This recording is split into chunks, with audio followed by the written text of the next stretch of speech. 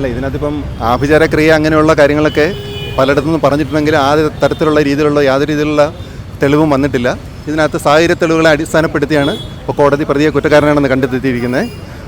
പ്രതിയുടെ അടുത്ത് 313, അതായത് പ്രതിയുടെ അടുത്ത് ചോദ്യം ചോദിച്ച സമയത്ത് പോലും പ്രതിയുടെ ഭാഗത്ത് നിന്ന് ഈ ആസ്ട്രൽ പ്രൊജക്ഷനോ അല്ലെങ്കിൽ ഏത് തരത്തിലുള്ള മാനസിക പ്രശ്നങ്ങളുള്ളതായിട്ടുള്ള രീതിയിലുള്ളൊന്നും പ്രതിയുടെ ഭാഗത്തു നിന്ന് തെളിവ് വന്നിട്ടില്ല. അന്വേഷണത്തിൽ ഒരിടത്തും തന്നെ കണ്ടെത്താനും കഴിഞ്ഞിട്ടില്ല.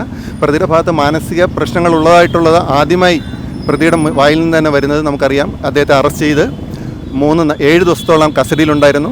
ആ പ്രതിയുടെ സ്റ്റേറ്റ്മെൻറ്റിനെ, കൺഫെഷൻ സ്റ്റേറ്റ്മെൻറ്റിനെ ബേസ് ചെയ്ത് ആവശ്യത്തിനുള്ള ഇൻവെസ്റ്റിഗേറ്റിംഗ് ഓഫീസറിൻ്റെ ഭാഗത്ത് നിന്നും പല കാര്യങ്ങളും കണ്ടെത്തുകയും ആയുധങ്ങൾ കണ്ടെത്തുന്നു.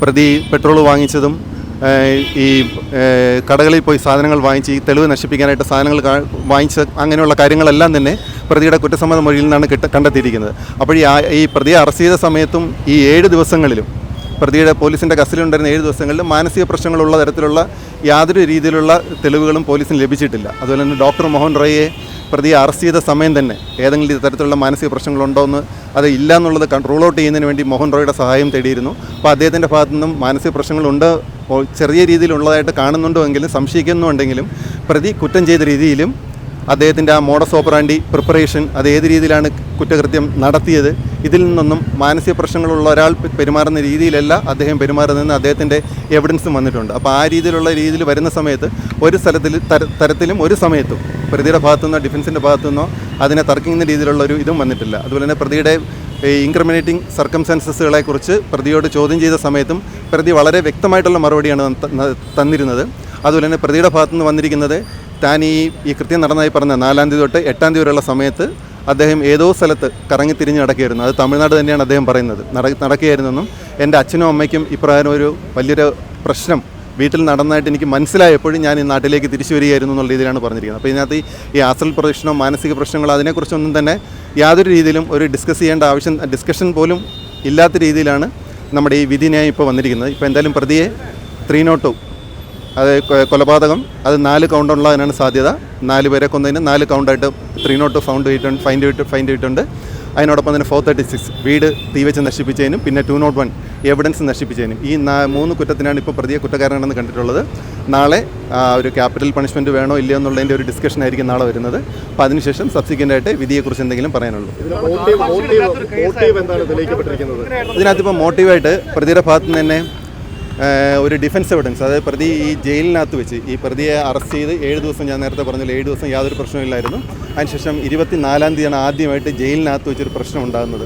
ഈ സഹതടവുകാരനെ ആക്രമിക്കുന്ന രീതിയിൽ കാണിച്ചതിന് ശേഷമാണ് ഇദ്ദേഹത്തെ ചികിത്സയ്ക്കായി പോകുന്നത്. അപ്പോൾ ഈ ചികിത്സ നടന്ന സമയത്ത് ആ ഡോക്ടറിൻ്റെ എവിഡൻസ് കോടതിയിൽ വന്നു കഴിഞ്ഞു. അപ്പോൾ അദ്ദേഹം പറയുന്നുണ്ട് അച്ഛനോടുള്ളൊരു വിരോധമുണ്ട്, അച്ഛനോട് പലതരത്തിലുള്ള കാര്യങ്ങളാണ് അദ്ദേഹം പറയുന്നത്. അച്ഛൻ റിട്ടയർമെൻറ്റിന് ശേഷം അമിതമായി മദ്യപിക്കുന്ന സ്വഭാവം ഉണ്ടായിരുന്നു, ഇദ്ദേഹത്തെ ധാരാളമായി ശകാരിക്കുന്ന സ്വഭാവം ഉണ്ടായിരുന്നു. അപ്പോൾ ആ രീതിയിലുള്ള കാര്യങ്ങളും അമ്മയോടും മറ്റുള്ള ഫാമിലി മെമ്പേഴ്സിനോട്, അപ്പോൾ ഇതിനകത്ത് ഇലക്ട്രോണിക് എവിഡൻസ് നോക്കിക്കഴിഞ്ഞാൽ പല സമയത്തും ഇവർ തമ്മിൽ തന്നെ സംസാരിക്കുന്നത് വളരെ ചുരുക്കമാണെന്ന് മനസ്സിലാക്കാൻ കഴിയും. വെച്ചാൽ ആഹാരം കഴിച്ചോ എന്ന് ചോദിക്കുന്നത് പോലും മെസ്സേജസിലൂടെയാണ് കാണുന്നത്. അപ്പോൾ ആ ഫാമിലി ബോണ്ടിങ് ഇല്ലാത്തൊരു സർക്കംസ്റ്റൻസ് ഇതിനകത്ത് വരുന്നുണ്ട്. അപ്പോൾ ആ ഡോക്ടറിൻ്റെ എവിഡൻസിൽ ഈ പ്രതി തന്നെ ആ ഒരു കുറ്റസമ്മതം നടത്തിയതായിട്ട് പറയുന്ന ആ പോർഷനിൽ കാണുന്നത് ഈ വീട്ടുകാരോടുള്ളൊരു വൈരാഗ്യം തന്നെയാണ് മോട്ടീവായിട്ട് ഇതിനകത്ത് പറഞ്ഞിരിക്കുന്നത്.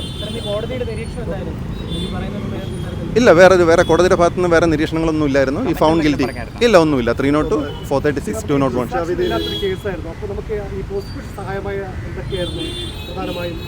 തീർച്ചയായിട്ടും ഇതിനകത്ത് നമ്മൾ ഏറ്റവും കൂടുതൽ ഇത് അപ്രീഷിയേറ്റ് ചെയ്യേണ്ടത് കേരള പോലീസിൻ്റെ investigation team led by KE Baiju sir. ഈ സർക്കംസ്റ്റാൻഷ്യൽ എവിഡൻസ് വരുമ്പോൾ നമുക്കറിയാം ഏറ്റവും കൂടുതൽ ഡിഫിക്കൽട്ടിയാണ് ഒരു കേസ് പ്രൂവ് ചെയ്യുന്നതിനുള്ളത്. ആ ചെയിൻ ഓഫ് സർക്കംസ്റ്റാൻസ് നമ്മൾ കൃത്യമായ രീതിയിൽ ആ എവിഡൻസ് കളക്ട് ചെയ്യുന്ന ആ ഒരു പ്രൊസീജിയറിൽ തന്നെ നമുക്ക് നോക്കിക്കഴിഞ്ഞാൽ ആ ഒരു ഇൻവെസ്റ്റിഗേഷൻ ടീമിൻ്റെ ഒരു ഒത്തിണക്കത്തോടുള്ള ആ ഒരു പ്രകടനം നമുക്ക് കാണാൻ കഴിയും. എല്ലാ രീതിയിലും നല്ല രീതിയിൽ ആ എവിഡൻസ് കളക്ട് ചെയ്യുന്നതും ആ ഒരു മെറ്റീരിയൽ ഒബ്ജക്റ്റ് കളക്ട് ചെയ്യുന്നതായാലും ഓരോരുത്തരുടെ ആൾക്കാരുടെ ഒക്കുലർ എവിഡൻസ് കളക്ട് ചെയ്യുന്നതായാലും അങ്ങനെയുള്ള ഭാഗങ്ങൾ നോക്കുകയാണെങ്കിൽ നല്ല രീതിയിൽ ആ ഒത്തിണക്കത്തോടുകൂടി ആ ചെയിൻ ഓഫ് സർക്കംസ്റ്റാൻസ് ഒരു രീതിയിലും ചെയിനിലൊരു ബ്രേക്ക് വരാത്ത രീതിയിലുള്ള മെറ്റീരിയൽസ് കളക്ട് ചെയ്യാൻ പ്രോസിക്യൂഷന് ഇൻവെസ്റ്റിഗേറ്റിംഗ് ടീമിന് സാധിച്ചിരുന്നു. അപ്പോൾ അതുകൊണ്ട് എൻ്റെ ഭാഗത്തു നിന്നും ആ കോടതിയിൽ ആ എവിഡൻസ് നല്ല രീതിയിൽ പ്രസൻറ്റ് ചെയ്ത് ആ ഒരു ചെയിൻ ഓഫ് സർക്കംസ്റ്റൻസ് പ്രൂവ് ചെയ്യുന്നതിന് നല്ല രീതിയിൽ ചെയ്യാൻ കഴിഞ്ഞിട്ടുണ്ടായിരുന്നു. ശിക്ഷാവിധിയിൽ നാളെയാണ് വാദം കേൾക്കുന്നത്. അതെ, റെയറസ്റ്റ് ഓഫ് റെയർ എന്നുള്ള സ്റ്റാൻഡിലാണോ? തീർച്ചയായിട്ടും റെയറസ്റ്റ് ഓഫ് റെയർ എന്നുള്ളൊരു സ്റ്റാൻഡിൽ തന്നെയായിരിക്കും പ്രോസിക്യൂഷൻ നിൽക്കുന്നത്. ഇനി ഞാൻ പറഞ്ഞില്ലേ, ഇത് ബാക്കിയെല്ലാം കോടതിയുടെ കൺസിഡറേഷനാണ്. ഇതിനെ റെയറസ്റ്റ് ഓഫ് റെയർ ആണെങ്കിൽ പോലും ചില സർക്കംസ്റ്റാൻസിൽ ആ ഒരു റീഫോം ചെയ്യാൻ പറ്റുമോ, തിരിച്ചയാളെ സൊസൈറ്റിയിലേക്ക് നല്ലൊരു മനുഷ്യനായി കൊണ്ടുവരാൻ പറ്റുമോ എന്നുള്ള ഒത്തിരി ഫാക്ടേഴ്സ് ഉണ്ട് അതിനകത്ത് കൺസിഡർ ചെയ്യാനുള്ളത്. അപ്പോൾ അതിനെക്കുറിച്ചുള്ള ഡിസ്കഷൻ നാളെ വരത്തേ ഉള്ളൂ. അതിനുശേഷം കോടതിയാണ് തീരുമാനിക്കേണ്ടത്. ഈ റയറസ്റ്റ് ഓഫ് റയർ കേസ് ആണെങ്കിൽ പോലും ഇതിനകത്ത് ഒരു ക്യാപിറ്റൽ പണിഷ്മെൻറ്റ് കൊടുക്കണോ വേണ്ടോ എന്നുള്ളത് തീർച്ചയായിട്ടും കോടതിയുടെ കൺസിഡറേഷനിലിരിക്കുന്ന കാര്യമാണ്. 2017 ഉണ്ടായ സംഭവമാണ്. അന്നത്തെ IG ആയിരുന്ന മനോജ് അബ്രഹാം സാറിൻ്റെയും കമ്മീഷണർ സ്പർജൻ സാറിൻ്റെയും നേരിട്ടുള്ള നിയന്ത്രണത്തിൽ കെ ഇ ബൈജു സാർ, ഇപ്പോഴത്തെ കോഴിക്കോട് റൂറൽ SP ബൈജു സാറിൻ്റെ നേതൃത്വത്തിലാണ് പോലീസ് സംഘം അന്വേഷണം നടത്തിയത്. ദൃക്സാക്ഷികളില്ലാത്ത ഈ കേസിൽ വളരെ മെറ്റിക്കുലസായിട്ട് ഞങ്ങൾക്ക് അതിൽ അന്വേഷണം കംപ്ലീറ്റ് ചെയ്യാനായിട്ട് കഴിഞ്ഞു. ബൈജു സാറാണ് അതിനകത്ത് ചാർജ് ഷീറ്റ് ഫയൽ ചെയ്തത്. അതിൻ്റെ